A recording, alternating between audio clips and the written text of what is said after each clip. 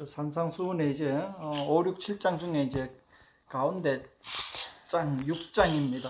지난주 산상수훈에 처음 출발하는 이 5장에서는 이제 율법을 완전하게 하시는 예수님. 그래서 어떻게 율법을 완전하게 하는가에 대해서 살펴보았죠.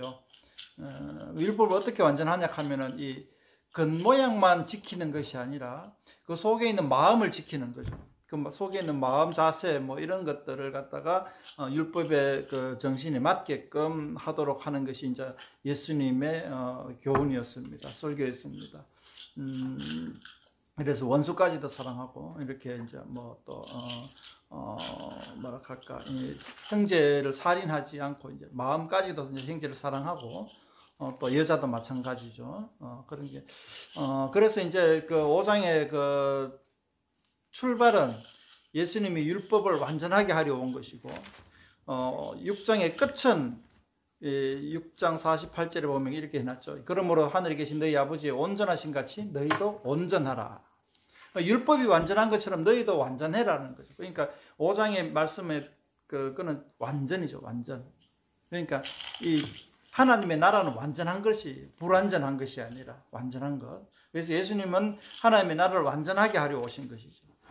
율법을 완전하게 실행할 수 있도록 하는 거예요. 그게 이제 예수님이 이제 하나님의 나라를 갖다 세우시고자 하는 목적인 거죠. 그럼 이제 6장에서는 이제 또 마찬가지 뭐 하나님 나라의 완성을 위하여 오셨는데 6장에서는 이제 무엇을 이야기하냐 하면 외식입니다. 외식. 그러니까 외식을 누가 하냐 하면은 뭐 다들 알겠지만 사두개인과 바리새인 같은 어떤 그 지도자급이죠. 그리고 그 지도자급에 이제 물들은 여러 좀 이렇게 좀 사람들이겠죠. 어떻게 물들었냐? 외식하는 거죠. 외식도 뭐냐? 그 칠회만 하는 겁니다. 속알맹이는 없는 겁니다. 거기에 더해서 이제 그냥 뭐 살인하지 말라, 뭐 간음하지 말라, 뭐 내 이웃을 원수를 미워하고 이웃을 사랑하라 하는 이런 정도가 아니라 외식은 더 나아가서 어떤 거냐 하면은 자기 자랑이 섞여져 있습니다. 자기 자랑. 그러니까 뭐냐 하면은 어디 갔습니까? 2절에 보면은 이렇게 해놨습니다. 그러므로 구제할 때 외식하는 자가 사람에게서 영광을 받으려고. 그러니까 외식하는 목적이 뭐냐 하면 사람에게서 영광을 받으려고. 그러니까 이제 이 다른 사람들한테 잘 보이려고. 그래서 우쭐해지고 그런 목적으로 외식을 하는 거예요. 단순히 그냥 외관을 지켜서 내가 하나님 앞에 성실해야지 하는 순수한 의도가 아니고, 이거는 이제 의도 자체가 이미 완전히 맛이 갖는 의도죠. 사람에게 잘 보이려고, 사람에게 영광을 받으려고 하는 게 외식이라는 거죠. 그러니까 외관을 갖춤으로써 사람들한테 잘 보이려고 하는 거. 외관을 갖춰서 하나님께 잘 보이려고 하는 것이 이제 5장의 이야기였다면은 6장에서는 외관을 갖춰가 사람에게 잘 보이려고 하는 거예요. 이거는 좀 더 맛이 가버린다는 거죠. 그게 이제 외식입니다. 그게 이제 외식을 하지 마라라고 이제 6장에서는 이야기하고 있는데, 어떤 이제 예를 들어 이야기한 거겠죠. 다 얘기하기 아니고, 그죠? 외식도 온갖 뭐 천차만별이 다 있을 거 아닙니까? 그 중에서 6장에서는 세 가지를 딱 이야기하고 있습니다. 첫 번째는 뭐냐 하면 구제하는 것. 구제가 이제 어려운 이웃을 갖다가 이제 도와주는 거잖아요. 요즘 정치인들 구제할 때 맨날 그러잖아요. 성탄절날 되거나 뭐 연말 연시가 되면은 라면 박스 잔뜩 들고 가가지고 이 고아원이나 뭐 양론 같은 데 산더미처럼 쌓아놓고 그 앞에서 사진을 턱 찍고 그러고 가버리는. 그렇게 사진 찍으려고 요양원 같은 데 가보면은 침대에 누워있는 할아버지 할머니까지 억지로 끌고 나가 사진 찍는 데까지 데리고 나가 사진 찍고 들어가는 거 봅니다. 그런 거 볼 때 참 마음이 씁쓸하죠. 그런 게 외식입니다. 그런 게 외식. 오늘날도 뭐 외식이 엄청 많은데, 특히 뭐 요즘은 가치관이 뭐 PRC 대득 해가지고 자신을 알리고 홍보하고 뭐 그러고 또 뭐 포장하고 뭐 그런 것 때문에 또 외식이 좀 뭐 정당화되기도 하고 뭐 그러는 건데, 어쨌든 여기 이제 사람에게 잘 보이고 좀 이렇게 상대방을 배려하는 마음이 전혀 없는 그런 상태를 갖다가 꼬집고 있습니다. 구제는 뭐 우리가 뭐 생각 안 하는데 다 뭐 잘 알죠. 그죠? 구제할 때 외식하는 거는 워낙 정치인들을 많이 봐가지고, 그래서 제가 뭐 따로 뭐 설명드릴 것도 없을 것 같고, 또 5절에서 15절까지 보면은 기도할 때에 기도할 때에 왜 사람 5절에 보면은 기도할 때에 사람에게 보이려고 회당과 큰 거리 어귀에 서서 기도하기를 좋아한다. 그들은 이미 자기 상을 받았다. 그러니까 기도하는 자세부터 아니 기도하는 모습부터 이미 이게 이상하잖아요. 내가 뭐 탁 기도하면은 뭔가 훌륭해 보이는 것처럼. 그게 이제 그거는 이제 오늘날 우리나라에서는 교회에서 많이 보이죠, 그죠? 일반 사람들이 그런 걸 잘 안 하는데 구제하는 거는 정치인들이 잘하고 이 기도하는 거는 이 목회자, 성직자, 장로들이 하는 이제 사람에게 잘 보여 기도하는 그런 경우가 많은데 조심해야 된다. 기도는 하나님께 하는 거지 사람에게 보이려고 하는 것 아니다 말이죠, 그죠? 우리나라에 특별히 또 오랫동안 기도하는 걸 갖다가 또 사람들이 존경하고 자랑하려고 하는 그런 특징들이 있어요. 또 이 밑에 보면 금식할 때 나오는데 금식도 그렇고. 우리나라 이제 교회 다니는 사람들 중에 중직자들은 기도를 외식하는 게 굉장히 조심해야 된다는 거죠.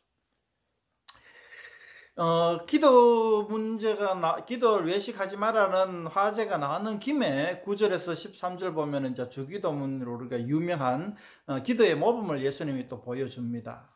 그러니까 왜 이어서 기도의 모범이 나왔느냐 하면 이제 기도를 외식하지 마라, 기도할 때 외식하지 마라 하는 주제가 나왔기 때문에 이제 기도의 모범을 보여줍니다. 그러므로 우리가 하나님 앞에 기도할 때는 외식하지 말고 이렇게 기도해라 여기 나옵니다.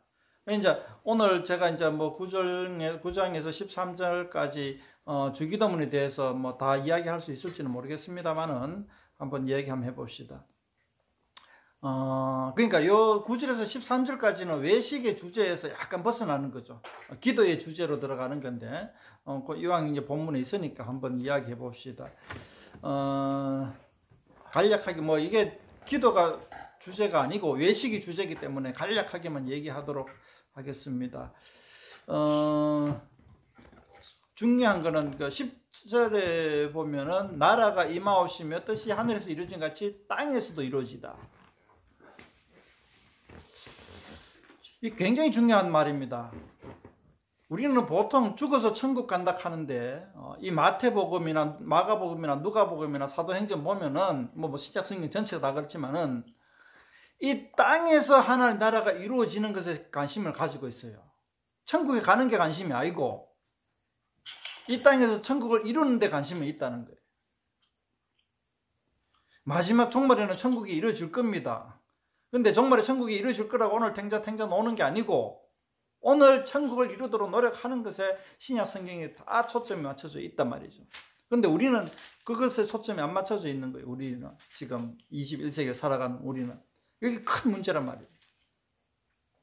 이 10절에 보면 나라가 임하옵시며 하나님의 나라가 하늘나라에 있는 게 아니고 이 땅에서도 이루어지라. 땅에 보면 하나님의 나라가 이 하늘에 가는 게 아니고 여기에 임해라. 여기가 이제 단어가 안 나와 생략되어 있죠, 그죠?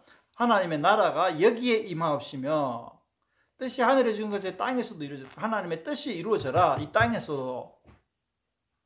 우리는 잘 압니다. 이게 이제 교회를 통하여서 이루어질 것이라는 하나님의 경륜 계획을 알고 있습니다.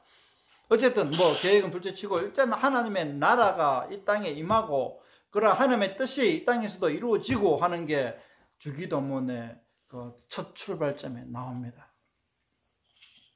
그 다음에 뜬금없이 오늘 우리에게 일용할 양식을 주시옵고 양식 얘기가 나옵니다. 물론 우리는 잘 압니다. 이 양식 얘기가 우리의 생존권, 그러니까 우리로 생존할 수 있도록 하나님께 기도하는 거죠. 그러니까 뭐 우리 법에도 많이 있어요. 생존권은 돈 못 갚는다고 집에서 쫓겨나게 못하는 거예요. 살고 있는 집을 빼앗지는 못하는 거예요. 전세권 하는 그런 것들이 약자 보호법 하는 그런 것들이 있고 여러 가지 이제 생존에 필수적인 거는 나라에서도 우리나라도 법이 잘 돼 있어가지고 생존에 필수적인 건 보호하게 돼 있어요. 아무리 그 빚을 짓는 사람도 생활비까지 뺏어가지는 못합니다. 채권자가 그런 것처럼 우리도 하나님 앞에 청구할 수가 있어요. 우리의 생존권에 대해서 일용할 양식을 주시고 하는 건 우리가 생존할 수 있도록 하나님이 책임져 달라는 기도입니다. 그런데 이제 11절에 보면은 그런 생존권에 대해서 나오고 또 12절에 보면은 12절부터는 이제 이 중요한 게 나옵니다. 우리가 우리에게 죄 진 자를 사하여 준 것 같이 우리 죄를 사하여 주시고 용서라는 주제가 나옵니다. 용서라는 주제가. 13절에 우리의 심히 들게 하지 마시고 다만 악에서 구하옵소서. 자, 이렇게 이제 주기도문이 딱 되어 있는데 14절부터 무슨 주제가 나오냐 하면 용서라는 주제가 나옵니다. 14절부터 16절까지 저를 보지만 성경책을 한번 따라가면서 보면 좋겠네요. 갑자기 용서라는 주제가 나옵니다. 그럼 왜 갑자기 14절, 15절에서 용서라는 주제가 나오느냐? 위로 살짝 거슬러 올라가 보면 12절에 또 용서라는 주제가 나오죠. 우리가 우리에게 죄진 자를 용서하여 준 것 같이 우리 죄를 용서하여 주시옵고. 요 용서라는 단어를 탁 받아가지고 14절, 15절의 용서라는 주제가 쫙 펼쳐집니다. 하나님께 용서를 받고 싶으면은, 우리 용서를 해라. 이제 12절의 말씀이 14절, 15절에 이제 풀이가 되어 있는 거죠. 12절에 주기도문은 쫙 해가 12절에 있는 우리 죄를, 우리가 남의 죄를 용서해 준 것 같이 우리 죄를 용서해 주십시오라고 하나님 앞에 기도하는데 그 기도의 내용을 14절, 15절에 풀이를 해주고 있어요. 왜 특별히 용서라는 문제를 14절, 15절에서 다시 한번 풀이를 해줄까요? 이 주기도문을 소개했는 예수님이 언급한 속마음이 14절, 15절에 있지 않을까요? 그러니까 이 주기도문에서 예수님이 의도하신 것은 용서라는 것에 대해서 가르쳐주고 싶었던 거죠. 그러니까 이 12절 말씀, 이걸 갖다 하나님 앞에 늘 기도 모범으로서 기도할 때에 기도하면서 내가 다른 사람을 용서해 줬는가? 다른 사람을 용서 안 하고 계속 속에 억한 심정이 계속 도아리고 있는가? 거기에 대한 반성이라는 거죠. 그러면은 이제 만약에 여기서부터는 이제 제 생각이고 조금 오버했는 것도 있을 수 있는데 한번 들어보십시오. 12절이 만약에 주기도문의 중심이라면은, 왜냐하면 14절 15절에 다시 한번 해석을 해줬잖아요. 그렇기 때문에 12절에 만약에 용서가 중심이라면은, 그러면 11절은 뭐냐? 10절은 워낙 대의 명제이기 때문에 뭐 그렇게 크게 명제를 던졌다 치더라도 11절은 뭐냐? 갑자기 생존권 문제가 왜 나오냐? 제 생각은 이렇습니다. 우리가 다른 사람을 용서해 주려고 할 때 내 생존권이 위협받을 때가 있습니다. 우리 용서 못하는 억한 심정이 생기는 건 뭐냐 하면 내 생존권에 좀 위협을 당할 때, 나의 생존에 위협을 당할 때, 내 삶이 피폐해지고서 할 때, 그때 다른 사람을 용서하기가 쉽지가 않은 겁니다. 그래서 그 전에 먼저 하나님이 내 생존권을, 내 생존에 대한 책임을 져주시고, 그럴 때에 내가 다른 사람의 용서할 마음이 생긴다는 거죠. 용서할 수가 있다는 거죠. 그게 이제 개념이 저 뒤에도 나옵니다. 그 개념이 이제 바로 뒤에도 나옵니다. 좀 제가 설명해 드리겠습니다. 그렇기 때문에 이제 이 11절이 나오지 않았는가, 저는 이제 제 나름대로 이렇게 추측을 하는 거죠. 근데 너무 좀 이렇게 오버하면서 해석하는 느낌도 있는데 한번 각자가 판단해 보시기 바랍니다. 어쨌든 자, 다시 원래 주제로 돌아와가지고 기도할 때에 외식하지 말자. 사람에게 보이려고 기도하지 말고 정말 하나님 앞에 내가 1대1로 만나보자. 그런 자세로 기도해야 된다는 거죠. 그 다음에 이제 외식하지 마라 하는 주제가 이제 금식입니다. 우리나라는 이제 금식이 기도와 연결돼가 금식 기도만 강조하는데,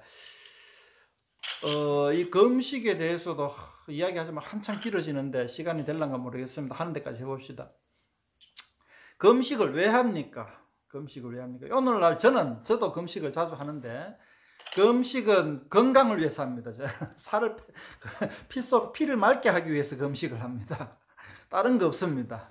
그런데 이제 우리는 교회 다니시는 분들은 금식하면 기도하기 위해서 금식한다. 뭐 이렇게 이제 개념이 팍 바뀌어 있습니다. 기도를 보다 잘하기 위해서 금식을 한다. 그래서 이 금식도 이제 나는 아까 기도했잖아요. 그죠? 기도도 사람에게 잘 보이려고 막 그냥 큰 글에 어기에 서서 기도하고 이런 자세를 보였잖아요. 그죠? 근데 금식 기도, 우리나라 사람들은 금식 기도 사람에게 나 기도 열심히 한다 하는 거 보이기 위해서 이제 이렇게 외식하는 그런 경향이 있어요. 근데 이제 유대 사회에서 금식은 기도와 연결이 잘 안 됩니다. 금식은 애통하는 것과, 그러니까 감정이입과 관계되어 있습니다. 이 금식을 언제 하냐면은 슬픈 절기 때, 우리나라 같으면 언제입니까? 조기를 달 때가 언제입니까? 현충일 조기를 달고, 또 이제 슬픈 날에 이스라엘 유대 백성들은 그 슬픈 절기 날이나 슬픈 날에 금식을 합니다.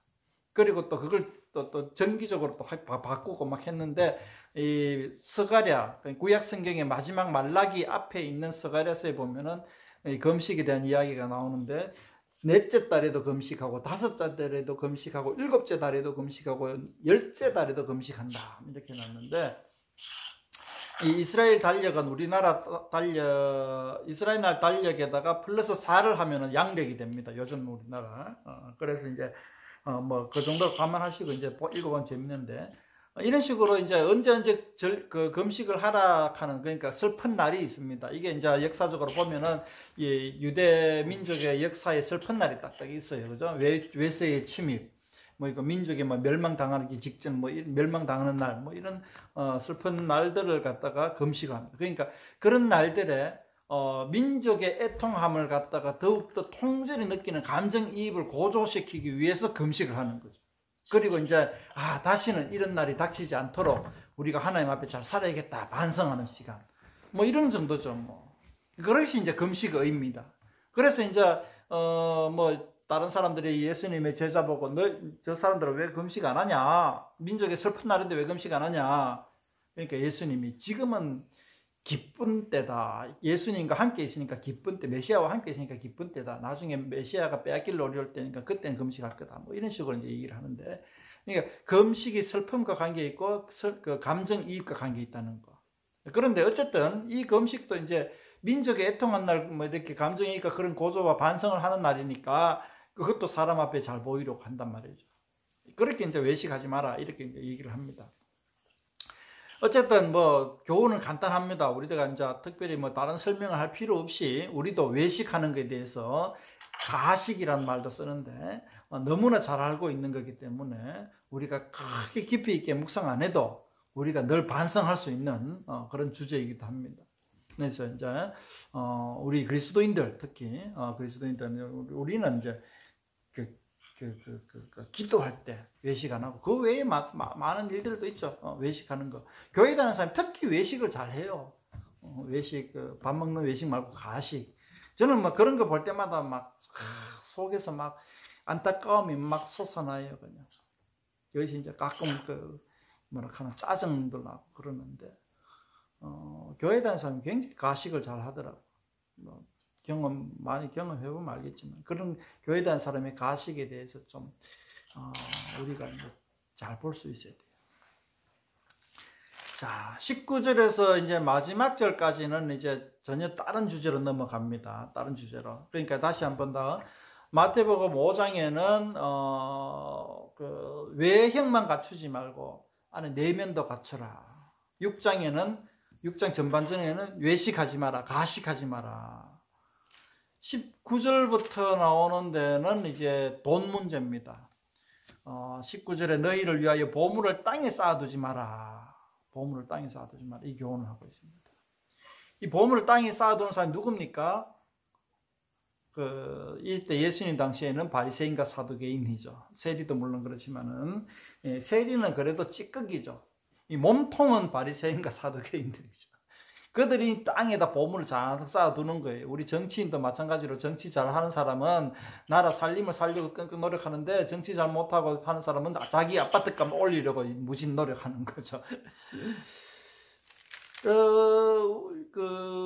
사이비 종교 교주들도 마찬가지죠. 헌금 많이 해놓고는 자기는 막 돈 쌓기 바쁜 거죠. 사이비 교주의 특징이죠. 재물을 모으는 거. 자, 그러면 이제 그 사람들의 행태를 보고 이제 예수님이 교훈하는 건지는 모르겠지만은, 보물을 땅에 쌓아두지 마라. 이렇게 얘기하고 있습니다. 그럼 보물을 어디다 쌓냐? 하늘에다 쌓아두라. 하늘에다 보물을 어떻게 쌓냐? 그거는 우리 천주교에서 잘 이야기하는 것 같더라고요. 보물을 하늘에 쌓아두는 거죠. 내 이웃을 갖다가 구제하는 데 쓰는 그거는 바로 하늘의 창고에 쌓아두는 것이다. 뭐 이렇게 이제 설명을 하는데, 그것도 아주 좋은 말입니다. 그러니까 이웃을 구제하는 데 써야 되고, 그런 거죠. 우리는 뭐 보통 어디다 쌓아둡니까? 재물을. 일반 서민들은 뭐 땅에다가 아파트에다 쌓아두기도 하지만은 은행에다 적금을 많이 둡니다. 이런 교훈을 들으면 적금을 해야 되나 말아야 되나, 뭐 땅을 사놔야 되나 말아야 되나, 뭐 주식을 해놔야 되나 말아야 되나 이렇게 고민을 하는데 그런 고민을 하는 거는 조금 주제가 약간 빗나가 버리는 그런 겁니다. 왜 주제가 빗나갔는지 계속 한번 성경을 한번 봅시다. 자, 21절에 네 보물이 있는 그곳에는 네 마음도 있느니라. 당연한 말이죠, 그죠? 22절, 23절은 잠깐 건너뛰읍시다. 조금 더 설명해 드리겠습니다. 눈은 뭐 몸의 등불이니 그러므로 내 눈이 성하면 어쩌고 눈이 나쁘면 어쩌고 저쩌고 갑자기 눈 얘기가 툭 튀어나옵니다. 여기서 왜 갑자기 눈 얘기가 툭 튀어나오냐, 거기에 대해서 우리가 질문을 던질 줄 알아야 합니다. 성경 읽다가 이상한 구절이 나오면은, 뜬금포가 나오면은 왜 그러냐고 퀘션 마크를 딱 달아야 됩니다. 그리고 이제 24절 보면 다시 이제 나오는데 이때부터는 갑자기 염려하지 말라 하는 게 나옵니다. 염려하지 말라. 그러니까 이제 보물을 땅에 쌓아두지 마라 켜놓고 이제 교훈이 염려하지 마라로 나옵니다. 보물을 땅에 안 쌓아두면 뭘 염려합니까? 내년에 흉년이 지면 어떡하지? 이 염려부터 당장 해야 돼요. 그죠? 우리가 저축 안 해놓고 갑자기 큰 병 생기면 어떡하지? 또 뭐 염려합니까? 보물을 땅에 안 쌓아두면 여러 가지 걱정할 게 많죠. 그러니까 이 보물을 땅에 쌓아두는 게 그거죠. 그 보험이잖아요. 보험. 그러니까 나중에 어떻게 될지 모르니까 우리 일반 서민들은 뭐 잘 사는 사람들은 보험 정도가 아니고 그냥말로 돈에 눈이 멀어가지고 땅에 썩더라도 쌓아놓는 사람들이고 우리 일반 서민들이 적용할 때 어떻습니까? 땅에 쌓아두는 이유가 뭔가 좀 마음이 든든하잖아요. 뭐 재난이 오거나 흉년이 오거나 뭐 사업이 망하거나 해도 뭔가 좀 믿는 구석이 있으니까 마음이 든든하잖아요. 그래서 예수님이 보물을 땅에 쌓아두지 말라 하고 바로 다음으로 염려하지 말라고 바로 티 나오는 거예요. 왜 염려하지 말라 하냐? 아까 이 주기도문을 기도했잖아요. 생존권 얘기했잖아요. 여기서도 하나님이 우리의 생존에 대해서 책임져 주겠다. 그러니까 생존에 대해서 염려하지 마라. 보물을 땅에 안 쌓아두고 땅에 쌓아두지 말고 그러면 생존에 대해서 염려가 되지. 근데 염려하지 마라. 생존 하나님이 책임져 주겠다. 그 내용을 지금 얘기하고 있는 겁니다. 그러니까 내년에 만약에 내가 뭐 직장 쫓겨나면 어떻게 먹고 살지 꼭 저축해가지고 좀 이렇게 노후 보장 좀 해놔야지. 그런 생각에 막 꾸역꾸역 저축하고 이제 마음이 쪼그라들지 말라는 겁니다. 밑에 한번 읽어봅시다. 뭐 이야기 나오죠. 뭐 25절에 보면은 뭐 목숨이 음식보다 중요하지 않느냐. 27절엔 키가 나오는 뭐 키가 갑자기 왜 나오는지 우리는 키가 그렇게 중요하지 않는데 이스라엘 사람들한테 키가 굉장히 중요한가 봅니다. 28절에 보면은 옷, 의복도 그 사람들 생존이거든요. 우리나라는 의복이 뭐 그 생존하고는 별로 상관이 없는 것 같은데 옛날에는 의복이 생존권이었어요. 생존권. 그러니까 우리도 뭐 당장 옷 입고 빨가벗고 밖에 돈 못 돌아다니는 거 마찬가지로 생존권이었어요. 그러니까 이 생존에 관련된 거를 염려하지 마라라고 지금 얘기하는 거예요. 그건 뭐 읽어보면 다 아는 거고, 생존에 대한 거 염려하지 말고 보물을 땅에 쌓아두지 마라라는 겁니다. 보물 땅에 쌓아두면 그게 마음이 가니까. 그러니까 이제 다시 한번 우리가 이 전체 말씀을 한번 쭉 한번 살펴봅시다. 뭡니까? 그러니까 이 생활에 대해서 우리가 어떻게 이 험한 세상에서 헤쳐나가 살아나갈 거 생존할 수 있을까? 살아남는다가 뭡니까? 영어로 서바이벌입니까? 뭡니까? 서바이벌 할까? 그거 고민하지 말고 어떻게 하면은 33절에 나옵니다. 어떻게 하면은 하나님의 의를 세울 수 있을까? 어떻게 하면은 하나님의 나라를 갖다가 만들 수 있을까? 그것에 고민하라는 겁니다. 생존을 고민하지 말고 서바이벌에 고민하지 말고 하나님의 나라를 어떻게 이룰 수 있을까를 고민하라는 거죠. 하나님의 의를 어떻게 하면 실천할 수 있을까를 고민하라는 거죠. 그거 고민하기 위해서 뭐 보물 땅에 쌓아두는 뭐 그게 또 상관관계가 있을지 모르겠지만 큰 대의는 그겁니다. 결국 큰 대의는 우리의 생활 염려를 하지 말고 서바이벌 염려하지 말고 뭐 안희수 기사님처럼 죽으면 죽으리라 하는 생각으로 그냥 죽으면 죽지 뭐 하는 생각으로 그냥 하나님의 의를 이루기 위해서 어떻게 하면 하나님의 의를 이룰 수 있을까? 어떻게 하면 하나님의 나라가 이 땅에 임할 수 있을까를 갖다 고민하라는 거죠. 그렇게 하면은 하나님이 이 생존에 대해서는 하나님이 아버님, 할아버지 잘 얘기하신 것은 죽고 사는 것은 하늘에 달렸다는 거죠. 죽고 사는 건 하늘에 달렸다. 내가 아무리 살려고 발버둥해도 하나님이 너는 여기까지 가면 끝이고, 아무리 내가 뭐 위험한 상황에 처해도 너는 좀 더 살아가 할 일이 많아 하면은 더 살아야 되는 거고. 그러니까 죽고 사는 거나 하나님께 달려 있는 것이고, 하나님이 뭐 들 것도 입히는데 하면 우리 안 입히겠나 이런 생각으로 우리는 하나님의 나라와 하나님의 의를 이루려고 고민해라는 거. 그게 이제 6장의 그 6장 하반절의 이야기입니다. 아까 건너뛴 거 21절, 23절 그냥 캐시마크를 달아놓읍시다. 뭐 우리 각자가 이걸 읽어보면서 왜 여기에 22절, 23절이 끼어 들어왔지? 거기서 대해서 각자 해답을 한번 찾아보면 좋겠습니다. 저도 뭐 나름대로 해답을 찾았는데 그건 저 개인의 생각일 뿐이죠, 그죠? 객관화시키고 증명시키면 뭐 반론이 많이 들어올 수도 있습니다. 왜냐하면 연결고리가 너무 약하기 때문에. 그래서 굳이 제가 이야기하기보다는 각자가 한번 생각해보고 왜 이 구절이 끼어 들어왔나 이렇게 한번 각자가 한번 생각해보는 게 더 유익하리라고 생각을 합니다. 이상입니다. 뭐 내용이 너무 뭐랄까 오늘 말씀은 너무 명약간화해서 뭐 크게 뭐 구구절절히 설명할 건 없을 것 같네요. 질문할 거 있으면 해주시기 바랍니다.